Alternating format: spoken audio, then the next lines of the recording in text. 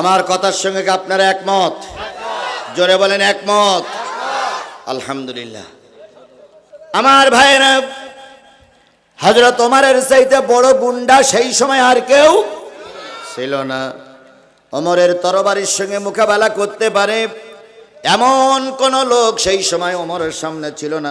ওগুলো প্যাকেটে প্যাকেটে প্যাকেটে করে ওমরের সামনে ছিল না। এই ওমরকে আবু জেহেল বাহিনী কি বলে পাম্পট্টি দিয়ে নবীকে হত্যা করার জন্যই পাঠিয়ে দিল। কথা বলেন ঠিক না বেঠিক? হযরত ওমর আসলেন নবীর হত্যা করার জন্য। হত্যা করার প্রতিমধ্যে একজন ব্যক্তির কাছে শুনলেন, তুমি তো নবীকে হত্যা করতে যাচ্ছ, অথচ তোমার বোন আর তোমার ভগ্নিপতি কালেমাওয়ালা হয়ে গেছে। ওমর চিন্তা করলে আগে ঘর সামলাই নেই, চলে গেলেন বোন আর ভগ্নিপতির কাছে। ইতিহাস আপনাদের জানা আছে, আমি ওদিকে যাচ্ছি না। এক পর্যায়ে নবীর প্রেমে পাগল হলেন, উজু করে রসুলের কাছে গেলেন। রসুলের কাছে যেয়ে ওমর কালেমা পড়লেন। এবার ওমর বললেন, ইয়া রাসূলুল্লাহ, জীবনে অনেক অন্যায় কাজ করেছি, এই অন্যায়গুলো কি হবে? নবীজি বললেন, ওমর রে, কালেমা পড়েছ, তোমার তলার সব গুনাহ মাফ হয়ে গেছে। তাহলে কালেমা পড়ে ওমর কি করে ফিরে আসলেন? তওবা করে ফিরে আসলেন। কি করে ফিরে এসেছেন? তওবা করে ফিরে এসেছেন। এখানে যত দলের লোক আছেন, আমি সব দলের লোককে স্বাগত জানাই। যদি জীবনে বুঝতে পেরে থাকেন আমি এতদিন ভুল পথে ছিলাম, আজকের এই মাহফিল থেকে তওবা করে কোরআন হাদিসের ছায়াতলে আসবেন, হয়তো আল্লাহ ওমরের মতন আপনাকেও মাফ করে দিতে পারে। এই জন্য তওবা মানে কি বললাম? ফিরে আসা। ফিরে আসা। ছিলেন আওয়ামী লীগে, ফিরে এসেছেন ইসলামের পথে, এটার নাম তওবা। ছিলেন শেরপুরি, আসলেন বাড়ি, ফিরে আইছেন, এই ফিরে আসাটার নাম আরবিতে কি বলে? তওবা। আর শরীয়তের পরিভাষায় নিজের জীবনের সমস্ত অন্যায় কাজ পরিহার করে শুধুমাত্র আল্লাহ এবং রসুলের পথে চলার নাম হলো তওবা। তাহলে সূরাটার নাম কি বললাম? তওবা। তওবা মানে হলো ফিরে আসা। 10 নম্বর পারার 9 নম্বর সূরা, সূরাতুত তওবা। 129টা আয়াত, 129টা আয়াত, 16টা রুকু, 129টা আয়াতের ভিতর থেকে আমি আপনাদের সামনে তেলাওয়াত করেছি কয়টা আয়াত? একটা আয়াত তেলাওয়াত করেছি। একটা আয়াত তেলাওয়াত করেছি। তেলাওয়াতকৃত আয়াতটার বিষয়বস্তু সেটাও বলে দিছি। সেই আয়াতটার পরেই ভিত্তি করে মূলত আজকে আমাদের আলোচনা। এই আয়াতটা হলো 24 নম্বর আয়াত। কত নম্বর? কত নম্বর? 24 নাম্বার। চলুন আমরা সে আয়াতে যে আল্লাহ বলতেছেন, কুল ইন কানা আবাউকুম, হে নবী আপনি বলে দিন, যদি তোমরা ধর্মের কাজ করতে যাও, ধর্মের কাজ যদি করো, দিনের কাজ যদি করো, দিনের কাজ করতে গেলে অনেক ক্ষেত্রে তোমার বাবারা দিনের কাজে বাধা হতে পারে। তুমি ছেলে দিনের পক্ষের কর্মী, আর তোমার বাবা রামপন্থী, এরাম বাপ ছেলে আছে না নাই? বাবা জামাত ইসলামের রোকন বা জামাত ইসলামের নেতা, ছেলে বামপন্থী দল করে, এরকম দলদারি করা লোক আছে না নাই? আল্লাহ রাব্বুল আলামিন বলতেছে, যদি তোমার ধর্মের কাজে তোমার বাবা বাধা হতে পারে, ওই বাবার বাধা মানা যাবে না, ধর্মের কাজ তোমাকে করতেই হবে। তাহলে দিন কায়েমের পাতে বাধা হতে পারে কে? বাবা। বাধা হতে পারে কে? বাবা। আরো যদি বলেন বাধা হতে পারে কে? বাবা। এরকম বাবা অতীতে ছিল, এখনো আছে না নাই? ইব্রাহিম আলাইহিস সালাম মুসলিম জাতির পিতা। ঠিক। এর ভিতরে কোনো সন্দেহ আছে? না। মিল্লাতা আবিকুম ইব্রাহিমা হুয়া সাম্মাকুমুল মুসলিমিন। তাহলে মুসলিম মিল্লাতের পিতাকে ইব্রাহিম আলাইহিস সালাম। এই পিতা বাদ দিয়ে যদি কোনো ব্যক্তি অন্য পিতা ধরে, তাহলে বুঝতে হবে মুসলিম সমাজে ওটা হলো জারজ অথবা অবৈধ সন্তান।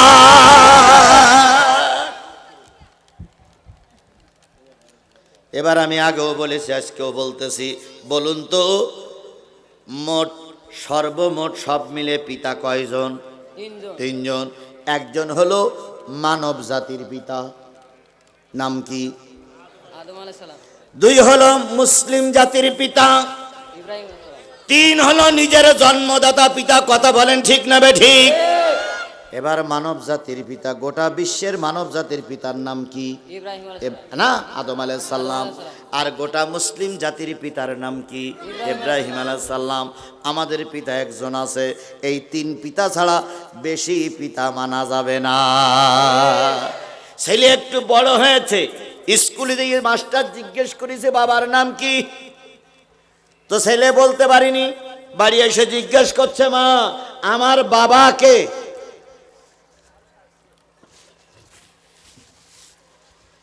মা তখন বলতেছে ওই মির্জাপুরীর চার দোকানদার তোর বাবা, আর ওই সাত মাথায় রুটি বিক্রি করে ও তোর বাবা। তাহলে যদি বাপ দুইজন হয় জন্ম ঠিক না বেঠিক? জোরে বলেন, জন্ম বৈধ না অবৈধ? আল্লাহর বিধানের বাইরে যারা বাপ মানতেছ জেনে নিও তোমাদেরও জন্মসূত্রে তোমরা অবৈধ। এবার আসুন, তাই যদি হয় তাহলে বাংলাদেশ জামাত ইসলামী যারা লোকজন তারা মনে করে মুসলিম মিল্লাতের পিতার নাম কি? যারা জাতীয়তাবাদী দল বিএনপি করে তারা মনে করে কি? জাতির পিতা ইব্রাহিম আলাইহিস সালাম। যারা ওই হেফাজত করে তারাও মনে করে জাতির পিতা। যারা জাতীয় পার্টি করে তারাও মনে করে জাতির পিতা। একটা দল কেবল মনে করে জাতির পিতা বঙ্গবন্ধু। এরা ছাড়া আর কেউ, পৃথিবীর আর কেউ জাতির পিতা হিসাবে বঙ্গবন্ধুরে মানে না।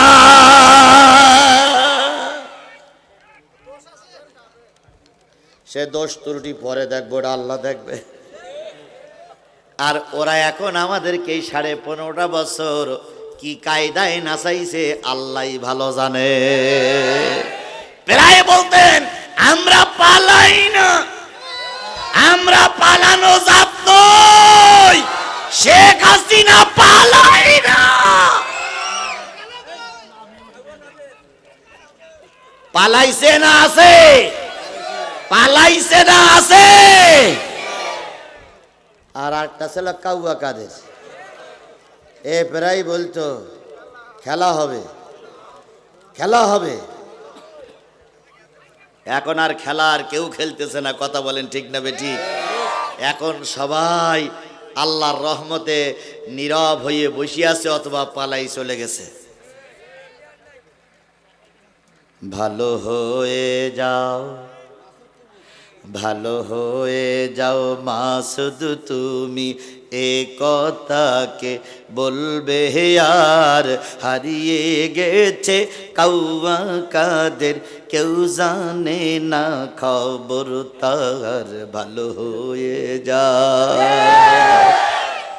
ভালো হয়ে যাও মাসুদ তুমি, এ কথাকে বলবে আর পালিয়ে গেছে কাউয়া কাদের, কেউ জানে না খবর তার। ভালো হয়ে যা। ফকরুল সাহেব আপনার বাসায় কাউয়া কাদের গেছেননি, ঠাকুর গায়ের বাসায় তার থাকতে আপনি দেশেননি। কথা বলেন, কথা বলেন, কথা বলেন। তাহলে এইরকম করে অনেক জ্বালান জ্বালাইছে, এখন তার আর নাই।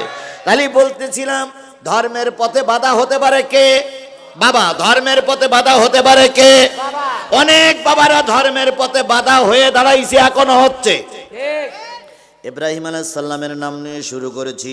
ইব্রাহিম ধর্মের কথা বলতে লাগলেন, বাধা হয়ে গেল নমরুদ, আর বাধা হলো তার নিজের আপন বাবা। বাবার নাম কি? আজর বা তারেক। বাবা ছিল ওই নমরুদের ধর্মমন্ত্রী। কি মন্ত্রী? ধর্মমন্ত্রী। ধর্মের কাজ আজর করত। এবার নমরুদ ডেকে বলল, ও তারেক বা আজর, তুমি যদি আমার সমাজে মন্ত্রিত্ব নিয়ে বেঁচে থাকতে চাও, তোমার ছেলেরে সামলাও। বাপ চলে গেল ছেলের কাছে। ভালো করে বোঝেন, কয়টা বাধা বলবো?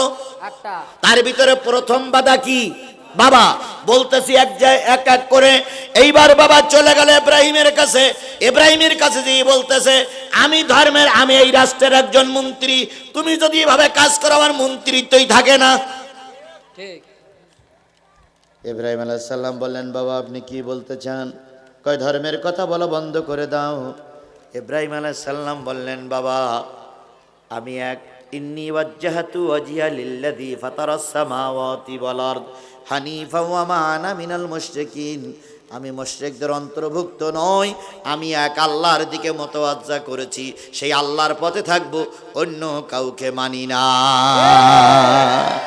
এই ইব্রাহিম, তুমি যদি আমার কথা না মানো তুমিও মারা যাবা আর আমার চাকরিও যাবে। ইব্রাহিম আলাইহিস সালাম বলেন, আপনার চাকরি থাকলো কি গেল ওটা আমার দেখার দরকার নাই, আল্লাহর পথ থেকে এক ইঞ্চি দূরে সরে যাব না। এরকম ইমানদার এখনো আছে না নাই? আরো জোরে বলেন, আছে না নাই? ইব্রাহিম আলাইহিস সালামকে বাড়ির থেকে বের করে দিল আপন বাবা। বের করে দিয়ে সরকারের সঙ্গে যোগ দিল।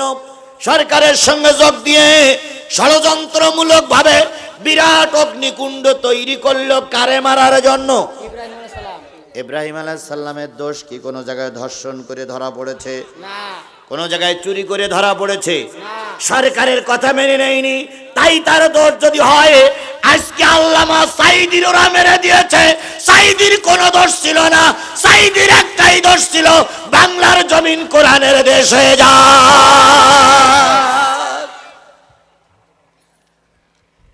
নমরুদ বানাইল কি? অগ্নিকুণ্ড। সে অগ্নিকুণ্ডের নাম শুনলে আয়না ঘরের চাইতে কঠিন জায়গা। চারিপাশ দিয়ে বিরাট দেওয়াল তৈরি করলো।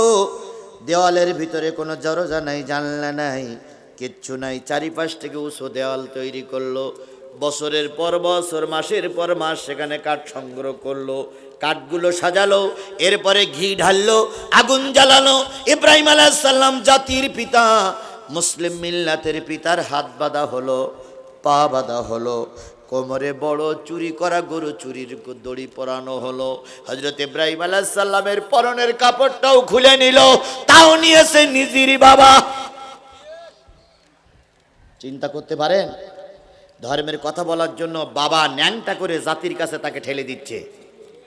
আজ আমরা সমাজে দেখতেছি, আমাদের ছেলেদের মেরেছে, তৎকালীন মন্ত্রীরা অর্ডার দিয়েছে, কথা বলেন ঠিক না বেঠিক? তৎকালীন পুলিশরা আমাদের ছেলেদেরকে মেরে এখনো মারা যায় নাই, তাই বুকির পরে দাঁড়িয়ে দাঁড়িয়ে নাচানাচি করেছে। মানুষ কত নিষ্ঠুর হতে পারে!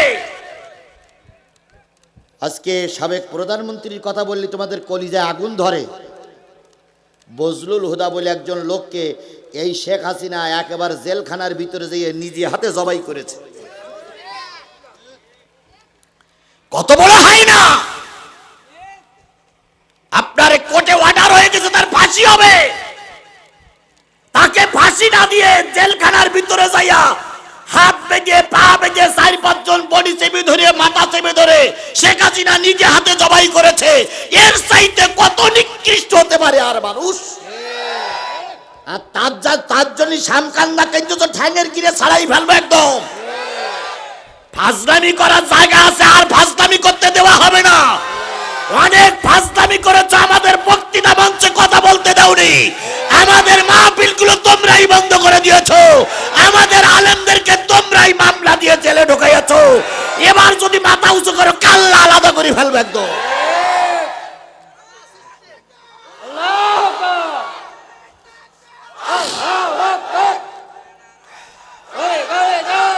ফাজলামি করো, তাই না? এই শেরপুরে তোমরা অনেক নেতা আমার মঞ্চে উঠতে দাওনি, মাহফিল করতে উঠেছি, চারিদিক থেকে তোমরাই ঘিরে ধরে রেখেছিলে, মাহফিলের দাঁড়িয়ে তোমরাই হুমকি দিয়েছো, কথা বলা যাবে না। তোমাদের আমার প্রত্যেকের চেনা আছে।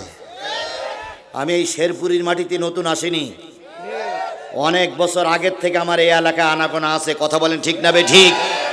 কে কোন রক্তে জন্ম আমি ভালোই জানি।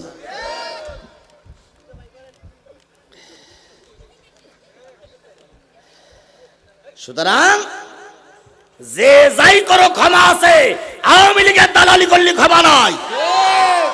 15টা বছর তোমরা আমাদের ভোট কেন্দ্রে যেতে দাওনি। আল্লামা সাঈদীর মতন লোকরে তোমরাই মিথ্যা মামলা দিয়ে মেরে দিয়েছ। কথাগুলো আমি যদিও বলতে চাই না, কিন্তু বলতেই হবে। আপনারা বললু বলবো, না বললু বলবো। যখন চারিপাশে পুলিশ আমার ধরে ফেলেছিল তখন আমি বন্ধ করিনি, আর এখন তো সব আমার লোক। এখানে যারা আছে সব ডাইন ব্লকের লোক না, তাহলে সবাই তো আসছে কোরআনের পক্ষের লোক। কথা বলেন ঠিক না বেঠিক? জাতির পিতা ইব্রাহিমের হাত বাঁধা হলো, পা বাঁধা হলো, কোমরে দড়ি পরানো হলো, পরনের কাপড়টাও খুলে ফেলা হলো। ইব্রাহিম আলাইহিস সালাম লজ্জা শরমে 2 হাঁটুর মাঝখানে মাথাটা রেখে ডুকরে ডুকরে কাঁদে আর বলে, মালিক, বাইরের মানুষ আমার শত্রুতা করেছে, দুঃখ লাগেনি, কিন্তু দুঃখ লেগেছে তখন যখন আমার বাবা আমার শত্রু হয়ে গেছে। এরপরে ইব্রাহিম আলাইহিস সালামের জন্য অগ্নিকুণ্ড তৈরি হলো। বছরের পর বছর, মাসের পর মাস কাঠ খড়কুটো এনে আগুন জ্বালানো হলো।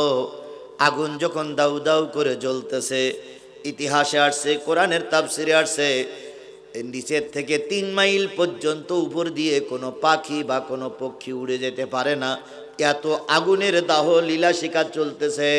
সেই আগুনে ইব্রাহিমকে ফেলানো হবে। ইব্রাহিমের একটাই দোষ, ওয়ামা নাকামু মিনহুম ইল্লা আইয়ুমিনু বিল্লাহিল আজিজিল হামিদ। ইব্রাহিম আলাইহিস সালামকে কিভাবে ফেলানো হবে অত দূর তো যাওয়া যাবে না। এবার একটা চড়ক আনা হলো। চড়ক আনার পর চড়কে ইব্রাহিমের দড়িটা বাঁধা হলো। বেঁধে চড়ক ঘুরে যখন ছাড়বে, যতবার চড়ক গুরুই ছেড়ে দেয় ততবার চড়কের দড়ি ছিঁড়ে যায়।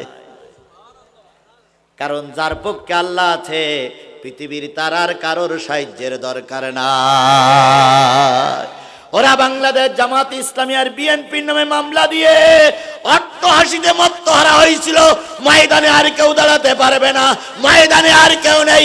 এখন তাকিয়ে দেখো, বিএনপি আর জামাতাওয়ালারা গোটা বাংলাদেশ দখল করে রেখেছে।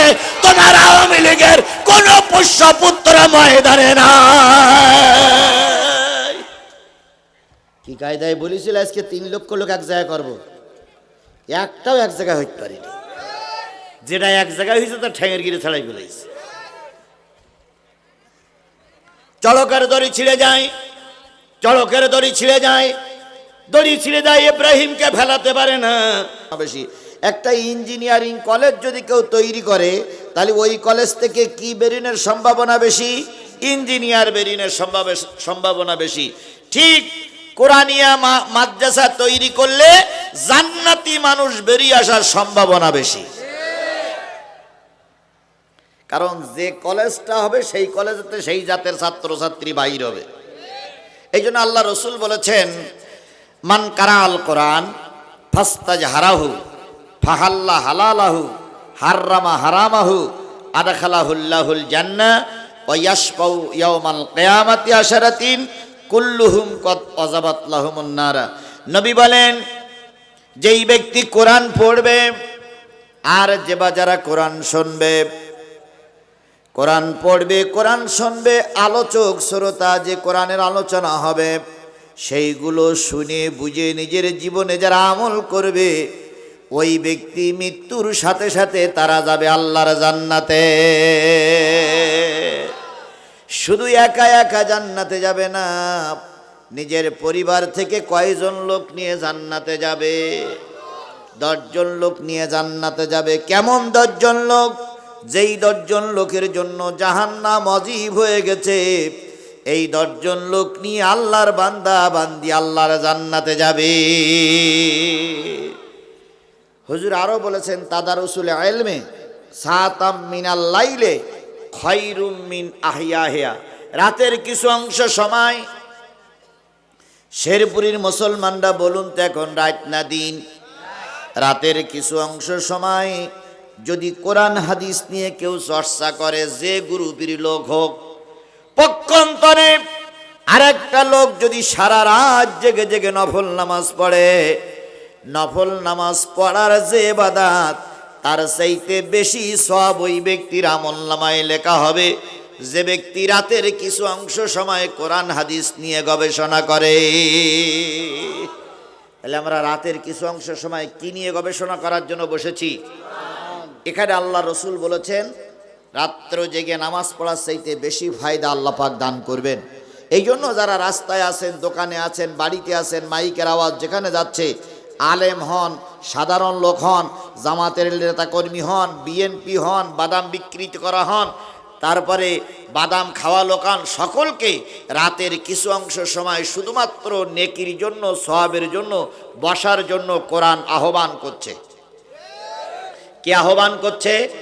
কোরআন আপনাকে ডাকতেছে, আসো বাবা, আসো ভাই, আসো আল্লাহর বান্দা, আমরা কোরআনের মাহফিলে বসি, কিছু জান্নাতি ফলমূল সংগ্রহ করি, যাতে করে পরকালে আমরা নাজাত পেয়ে যাই। এই জন্য আমরা কোরআনের মাহফিলে এসে বসার জন্য চেষ্টা করি। আমি আপনাদের সামনে সূরা তাওবার একটা আয়াত পড়েছি। কয়টা আয়াত? আমার আলোচনার আজকে মূল বিষয়বস্তু হলো ইসলাম প্রতিষ্ঠার কাজে বাধা কি কি জিনিস, দিন কায়েমের পথে কোন জিনিস বাধা, কোন জিনিস আমাদেরকে দিন কায়েম করতে দেয় না, কোন জিনিস আমাদেরকে ইসলামী রাষ্ট্র তৈরি করতে দেয় না, কোন জিনিসের কারণে আমরা দিন প্রতিষ্ঠা করতে পারি না, বাধা কারা কারা, বাধা কি কি, সেইগুলো আমি আপনাদের সামনে আলোচনা করব। কোন সূরা থেকে? সূরা তাওবার কত নম্বর আয়াত? একটা আয়াত, 24 নম্বর আয়াত। কয়টা বাধা? 8টা বাধা। জোরে বলেন, কয়টা বাধা? 8টা বাধা। আমি 8টা বাধা একের পর এক বলবো। বলুন তো, জান্নাত কয়টা? 8টা। বাধা এখানে কয়টা? এই 8টা বাধার মোকাবেলা করলেই 8টা জান্নাতের মালিক। তাহলে আমি 8টা বাধার মোকাবেলার কথা যদি বলি, আপনারা আমাকে ফেলাই রেখে চলে যাবেন? ফেলাই রেখে চলে যাবেন? কর্তৃপক্ষ আমাকে বলেছিলেন, হুজুর আজকে 9টার সময় আপনাকে স্টেজে দেব। আমি 8:30টায় এসে বসে আছি। কর্তৃপক্ষ এসে দেখলাম জানাজা শুরু করিস। তা জানাজা হইল, জানাজা হওয়ার পরে দেখলাম ঈদ শুরু হইল। আচ্ছা, ঈদও হইল কি? তাই হয়েছে না? জানাজার পরপর ঈদ শুরু হয়েছে না? আচ্ছা, ঈদ হইল। ঈদ হওয়ার পরে এবার নেতারা আসলো। নেতারা আসার পরে কথা বলতে গিয়ে করতে করতে আমাকে যখন মাইক দিয়েছে তখন বোধহয় 10:20 বাজে। তাহলে এখন কয়েক ঘন্টা? 1 ঘন্টা 20 মিনিট। ওনাদের কথা ছাড়া 1 ঘন্টা 20 মিনিট লাফাই উঠেছে। এখন এই 1 ঘন্টা 20 মিনিট তো আমাদের পিছনে পড়ে গেলাম নাকি? এই জন্য আমরা তাড়াহুড়ো না করে আমি আপনাদের সামনে সরাসরি কোরআন থেকে আলোচনা করব। তার আগে আমি আপনাদের কাছে ছোট্ট একটা দাবি, যেটা সব মাহফিলে করে থাকি, এখানেও করতেছি আলোচনার আগেই দাবিটা, সেটা হচ্ছে খায়রুকুম মান তাআল্লামাল কোরআনা ওয়া আল্লামাহু। তোমাদের ভিতর থেকে সর্বোত্তম সেই ব্যক্তি, সর্বোৎকৃষ্ট সেই ব্যক্তি যে কোরআন শরীফ শেখে, অপরকে শিখায়। এখানে আমি যতটুকু শুনলাম, হাফিজি মাদ্রাসা, কৌমি মাদ্রাসায় প্রায় 70 জনের মতন ছেলেরা পড়াশুনো করে। এই 70 জন সহ আজকের যে 2টা ছেলে মাসায় দস্তরবন্দি হলো, এই প্রতিষ্ঠানটা টিকে থাক, এটা কি আপনারা চান? সবাই মিলে চান? আচ্ছা, কি বলে, দোয়া করলেই কি প্রতিষ্ঠান টিকে থাকবে? প্রতিষ্ঠান টিকাই রাখার জন্য 2টো কাজ করতে হবে। একটা হলো এই প্রতিষ্ঠানে ছাত্র দিতে হবে। সব আছে, 2 তলা বিল্ডিং আছে, 21 জন শিক্ষক আছে, তারপরে অনেক টাকা আছে, ছাত্র নাই, প্রতিষ্ঠান টেকবে না গায়েব হয়ে যাবে? গায়েব হয়ে যাবে। আবার প্রতিষ্ঠান আছে, ছাত্র আছে, ক্যাশ ক্যাপিটাল না থাকার কারণে শিক্ষক নাই, তাহলে বোঝা গেল প্রতিষ্ঠানও টেকবে না।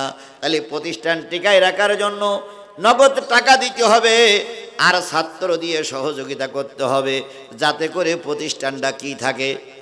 টিকে থাকে। তাহলে এখন এই প্রতিষ্ঠানের জন্য আমার চেয়ারম্যান সাহেব, ভারপ্রাপ্ত চেয়ারম্যান, এই কাগজে দিয়েছেন 5,000 টাকা, আর একজন 10,000 টাকার কথা বলেছিলেন, দিছে কিনা আমি জানি না। দিছে, তাহলে 10,000 টাকা নগদে পেয়েছি। তো এইভাবে করে ওনারা দুইজন দিয়ে গেলেন।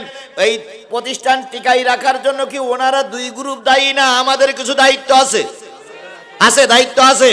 যদি দায়িত্ব থাকে, ওনারা দিলেন 5,000 10,000, আমরা কি 50টা টাকা দিতে পারবো না? 50টা টাকা কি আমরা দিতে পারবো না? তাহলে এই প্রতিষ্ঠান টেকবে কি করে? এখন যদি মনে করেন হুজুর আজ শুনতেছিলাম টাকা তো দেওয়ার কথা ছিল না, টাকা দেওয়ার কথা ছিল না, আমি তো স্বীকার করতেছি। এখন 50 টাকা যদি না থাকে তাহলে 20টা টাকা দেন। যদি মনে করেন হুজুর ওনারা 5,000 দেশে, আমি কোন অবস্থায় কম আছি, আমি দেবো 5,000, দেন আপনি। স্বভাব পরিশোধ করার তৌফিক দিয়ে দাও আল্লাহ তাআলা। আজকের এই মাহফিলতে 2টা কোরআনের গোলাপ ফুল বাহির হয়েছে। এরকম একটা গ্রামের মাদ্রাসার থেকে আমি গুনাহগারে বেরিয়ে এসেছি। এরকম একটা গ্রামের মাহফিল থেকে শাইখুল হাদিস আল্লামা আজিজুল হক সাহেব বেরিয়ে এসেছে। এরকম একটা কোরআন গ্রামের মাহফিল থেকে আল্লামা সাঈদ আলী বাতা পড়ে বেরিয়ে এসেছে। আজকে যে 2টা ছেলের মাথায় দস্তরবন্দি করলাম, এই 2টা ছেলেরে তুমি জগৎ বিখ্যাত আলেম বানায়া দাও আল্লাহ। এই মাদ্রাসার পরে তোমার কুদরতি হাত দিয়ে এই মাদ্রাসার যাবতীয় সমস্যা তুমি গায়েব থেকে সমাধান করে দাও। এখানে হেফজখানা চলছে, জামাতখানা চলছে, 2টা খানা খেলনা তুমি কবুল করে নাও। কিয়ামত পর্যন্ত এই মাদ্রাসা এখানে প্রতিষ্ঠিত হোক, তৌফিক দান করে দাও আল্লাহ তাআলা। এখানে যে যে নিয়ত করে হাত তুলেছে সকলের নিয়তের পরে বরকত দিয়ে দাও। তোমার দোস্তের খাতিরে দয়া করে মায়া করে আমাদের দোয়াগুলো কবুল করে নাও। আর যদি কোনো দিন এলাকার মানুষের সঙ্গে দেখা না হয়, রাস্তাঘাটে চলতে হয়, কখন জানি বিপদ হয়ে যায় জানি না, যদি আজকের এই দেখা শেষ দেখা হয়, তোমার জান্নাতে এই ভাইদের আর আমাদের এই সবাইকে পরিচয় করাইয়া দিও। বাবু তুমি দয়া করে এই কোরআনের মাহফিল কবুল করে নাও। আগামী বছর আরো বড় আকারের মাহফিল দিতে পারে তৌফিক দিয়ে দাও। আমার মিডিয়া ভাইরা এসেছে, আল্লাহ এদের হায়াতে তৈয়বা দান করে দাও। আল্লাহ এদের হায়াতে, আল্লাহ এদের সুস্থ রাখো। এরা যেন ইসলামের প্রচারটা নির্ভেজালভাবে শুধু আল্লাহর সন্তুষ্টির জন্য ইসলাম প্রচারের খাতিরে মিডিয়ার কাজগুলো করতে পারে তৌফিক দিয়ে দাও। দয়া করে কমিটিকে কবুল করো, সবাইকে কবুল করে নাও, মা বোনদেরকে কবুল করে নাও। আমাদের দেশটার একটিবারের জন্য হলো তুমি কোরআনের দেশ বানিয়ে দাও। সুবহানা রাব্বিকা রাব্বিল ইজ্জাতি আম্মা ইয়াসিফুন ওয়া সালামুন আলাল মুরসালিন ওয়ালহামদুলিল্লাহি রাব্বিল আলামিন। আসসালামু আলাইকুম ওয়া রাহমাতুল্লাহ।